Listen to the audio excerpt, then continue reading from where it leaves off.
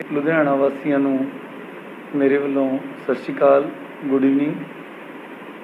ਮੈਂ ਆਪ ਸਾਰਿਆਂ ਨੂੰ ਦੱਸਣਾ ਚਾਹੁੰਦਾ ਕਿ ਸਰਕਾਰ ਦੀ ਜਿਹੜੀ ਪਹਿਲੀ ਪ੍ਰਾਇਓਰਿਟੀ ਹੈ ਮਾਨਯੋਗ CM ਸਾਹਿਬ ਦੇ ਆਦੇਸ਼ਾਂ ਤਹਿਤ ਤੁਹਾਡੀ ਸਿਹਤ ਅਤੇ ਤੁਹਾਡੀ ਜਾਨ ਬਚਾਉਣ ਦੀ ਹੈਗੀ ਹੈ। ਮੈਂ ਆਪ ਸਾਰਿਆਂ ਨੂੰ ਦੱਸਣਾ ਚਾਹੁੰਦਾ ਕਿ ਕਈ ਵਾਰ ਜਦੋਂ ਇਹ ਬਿਮਾਰੀ ਫੈਲਦੀ ਹੈ, ਖਾਸ ਕਰ ਜਿੱਦਾਂ ਦੀ ਪੈਂਡੈਮਿਕ ਸਿਚੁਏਸ਼ਨ ਹੈਗੀ ਹੈ, ਲੋਕਾਂ 'ਚ ਡਰ ਦਾ ਮਾਹੌਲ ਬਣਦਾ ਹੈ ਔਰ ਇਹ ਬਣਦਾ ਹੈ ਇੱਕ ਇਨਸਿਕਿਉਰਿਟੀ ਆਉਂਦੀ ਹੈ। ਮੈਂ ਪਿਛਲੇ ਦਿਨਾਂ ਤੋਂ ਦੇਖ ਰਿਹਾ ਕਿ ਵੀ ਬੈੱਡ ਮਿਲੂਗਾ ਕਿ ਨਹੀਂ ਮਿਲੂਗਾ।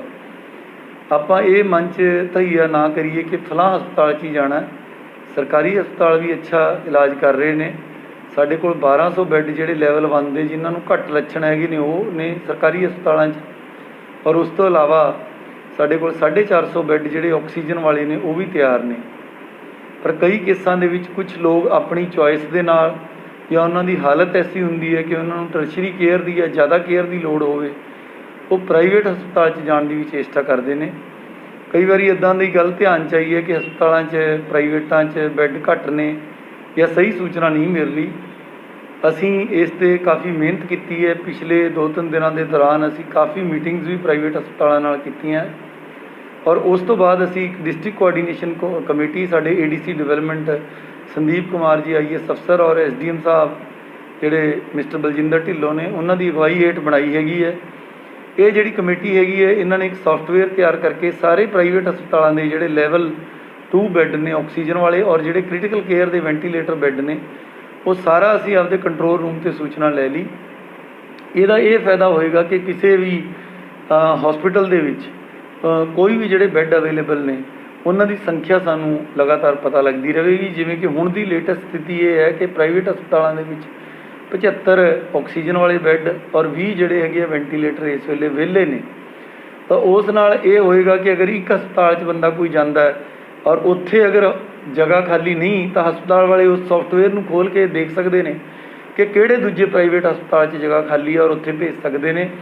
ਔਰ ਫਿਰ ਵੀ ਤੁਸੀਂ ਸਾਡੀ ਜੇ ਤੁਹਾਡੀ ਸਮੱਸਿਆ ਹੱਲ ਨਹੀਂ ਹੁੰਦੀ ਤਾਂ SDM ਈਸਟ ਬਲਜਿੰਦਰ ਢਿੱਲੋਂ ਜਾਂ ਸਾਡੇ ADC ਡਿਵੈਲਪਮੈਂਟ ਸੰਦੀਪ ਕੁਮਾਰ ਜੀ ਉਹਨਾਂ ਤੱਕ ਅਗਰ ਤੁਸੀਂ ਪਹੁੰਚ ਕਰੋਗੇ ਤਾਂ ਜ਼ਰੂਰ ਤੁਹਾਡੀ ਜਿਹੜੀ ਸਮੱਸਿਆ ਉਹਦਾ ਹੱਲ ਹੋਏਗਾ। ਆਉਣ ਵਾਲੇ ਦਿਨਾਂ 'ਚ ਅਸੀਂ ਕੋਈ ਨਾ ਕੋਈ ਇਹਦੇ ਲਈ ਹੈਲਪਲਾਈਨ ਨੰਬਰ ਵੀ ਦੇਵਾਂਗੇ। ਬਟ ਮੇਰਾ ਤੁਹਾਨੂੰ ਇਹੀ ਕਹਿਣਾ ਹੈਗਾ ਕਿ ਕੋਈ ਪੈਨਿਕ ਨਾ ਕਰੋ, ਕੋਈ ਡਰਨ ਦੀ ਲੋੜ ਨਹੀਂ। ਸਾਡੇ ਕੋਲ 1850 ਬੈੱਡ ਜਿਹੜੇ ਹੈਗੇ ਆ ਉਹ ਇਸ ਵੇਲੇ ਤਿਆਰ ਨੇ ਸਰਕਾਰੀ ਖੇਤਰ ਔਰ ਪ੍ਰਾਈਵੇਟ ਖੇਤਰ ਨੂੰ ਮਿਲਾ ਕੇ।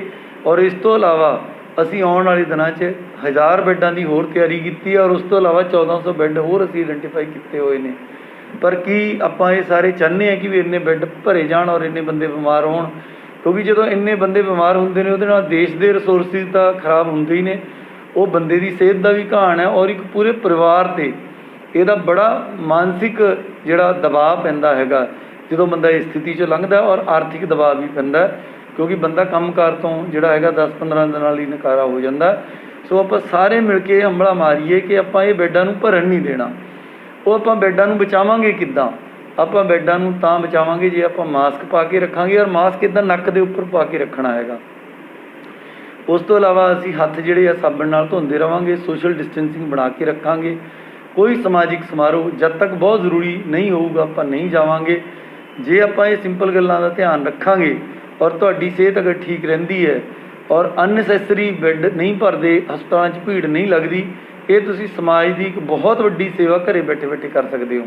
ਇੱਕ ਦੂਜੀ ਗੱਲ ਇਹ ਹੈ ਕਿ ਕਈ ਵੀਰ ਭੈਣ ਜਿਨ੍ਹਾਂ ਦੀ ਥੋੜ੍ਹੀ ਜਿਹੀ ਪਹੁੰਚ ਹੈ ਉਹ ਕੋਸ਼ਿਸ਼ ਕਰਕੇ ਇਹ ਕਰਦੇ ਨੇ ਕਿ ਵੱਡੇ ਹਸਪਤਾਲ 'ਚ ਅਸੀਂ ਜਾਈਏ। ਤਾਂ ਇਹਦੇ ਨਾਲ ਕੀ ਹੈ ਕਿ ਜਿਹੜੇ ਜ਼ਿਆਦਾ ਬਿਮਾਰ ਬੰਦੇ ਨੇ, ਜਿਨ੍ਹਾਂ ਨੂੰ ਸਾਹ ਦੀ ਸਮੱਸਿਆ, ਉਹਨਾਂ ਨੂੰ ਬੈੱਡ ਨਹੀਂ ਮਿਲਦਾ ਔਰ ਕਈ ਵਾਰੀ ਜਿਹੜੀ ਹੈਗੀ ਉਹਨਾਂ ਦੀ ਜਾਨ ਬਚਾਉਣ 'ਚ ਦਿੱਕਤ ਆਉਂਦੀ ਹੈ। ਮੈਂ ਇੱਕ ਗੱਲ ਸਾਰਿਆਂ ਨੂੰ ਕਲੀਅਰ ਕਰ ਦੇਵਾਂ ਕਿ ਅਗਰ ਤੁਹਾਡੀ ਸਿਹਤ ਠੀਕ ਹੈ ਔਰ ਤੁਸੀਂ ਹੋਮ ਆਈਸੋਲੇਸ਼ਨ 'ਚ ਰਹਿ ਸਕਦੇ ਹੋ, ਘਰੇ ਆਪਦੀ ਸਿਹਤ ਦਾ ਧਿਆਨ ਰੱਖ ਸਕਦੇ ਹੋ ਔਰ ਉਹਦੇ ਲਈ ਡਾਕਟਰ ਦੀਆਂ ਦਿੱਤੀਆਂ ਹਦਾਇਤਾਂ ਦੇ ਮੁਤਾਬਕ ਚੱਲ ਸਕਦੇ ਹੋ, ਜਾਂ ਲੈਵਲ 1 ਵਾਲਾ ਹੌਸਪੀਟਲ ਜਿੱਥੇ ਕਿ ਆਕਸੀਜਨ ਨਹੀਂ ਹੈਗੀ ਉੱਥੇ ਰਹਿ ਸਕਦੇ ਹੋ, ਉਹ ਤੁਹਾਡੇ ਲਈ ਬਲਕਿ ਜ਼ਿਆਦਾ ਵਧੀਆ ਹੈ। ਅਗਰ ਤੁਸੀਂ ਸਿਰਫ ਇਸ ਗੱਲ ਕਰਕੇ ਵੀ ਤੁਸੀਂ ਅਫੋਰਡ ਕਰ ਸਕਦੇ ਹੋ ਕਿਸੇ ਵੱਡੀ ਥਾਂ 'ਤੇ ਜਾਂਦੇ ਹੋ, ਉਲਟਾ ਉੱਥੇ ਬਹੁਤ ਜ਼ਿਆਦਾ ਸੀਰੀਅਸ ਮਰੀਜ਼ ਹੋਣ ਕਰਕੇ ਸੀਰੀਅਸ ਤਰ੍ਹਾਂ ਦਾ ਵਾਇਰਸ ਐਂਟਰ ਕਰਾ ਕੇ ਅਸੀਂ ਆਪਦੀ ਬੋਡੀ ਨੂੰ ਇੱਕ ਤਰ੍ਹਾਂ ਨਾਲ ਖਤਰੇ ਵੱਲ ਧੱਕ ਰਹੇ ਹਾਂ। ਜੇ ਤੁਹਾਨੂੰ ਲੋੜ ਹੈ ਜੀ ਸਦਕੇ ਜਾਓ। ਸਰਕਾਰ ਵੀ ਪ੍ਰਾਈਵੇਟ ਸੈਕਟਰ ਵੀ ਅਸੀਂ ਪੂਰੀ ਗੁੰਦਵੀਂ ਤਰੀਕੇ ਨਾਲ ਇਕੱਠੇ ਚੱਲ ਰਹੇ ਹਾਂ ਔਰ ਇੱਕ ਵੀ ਬੰਦੇ ਨੂੰ ਬਿਨਾਂ ਬੈੱਡ ਤੋਂ ਕਿਸੇ ਦੀ ਜਾਨ ਅਜਾਈ ਨਹੀਂ ਜਾਣ ਦਿੱਤੀ ਜਾਊਗੀ। ਇਹ ਪ੍ਰਸ਼ਾਸਨ ਦਾ ਤੁਹਾਡੇ ਨਾਲ ਭਰੋਸਾ ਹੈਗਾ। ਅਸੀਂ ਦਿਨ ਰਾਤ ਇਸ ਗੱਲ 'ਤੇ ਲੱਗੇ ਹਾਂ ਪਰ ਤੁਸੀਂ ਵੀ ਸਾਡੇ ਨਾਲ ਇੱਕ ਵਾਅਦਾ ਕਰੋ ਕਿ ਤੁਸੀਂ ਇਹ ਜਿਹੜੀਆਂ ਤੁਹਾਨੂੰ ਪ੍ਰੀਕਾਸ਼ਨਸ ਅਸੀਂ ਬਾਰ-ਬਾਰ ਦੱਸਦੇ ਹਾਂ, ਇਹਨਾਂ ਨੂੰ ਧਿਆਨ ਰੱਖ ਕੇ ਤੁਸੀਂ ਆਪਦੀ ਸਿਹਤ ਨੂੰ ਖਰਾਬ ਨਹੀਂ ਹੋਣ ਦਿਓਗੇ। ਪਰ ਖੁਦਾ ਨਾ ਖਾਸਤਾ ਇਹ ਜ਼ੁਕਾਮ ਹੀ ਹੈ, ਇੱਕ ਸੀਰੀਅਸ ਤਰ੍ਹਾਂ ਦਾ ਜ਼ੁਕਾਮ ਹੈ।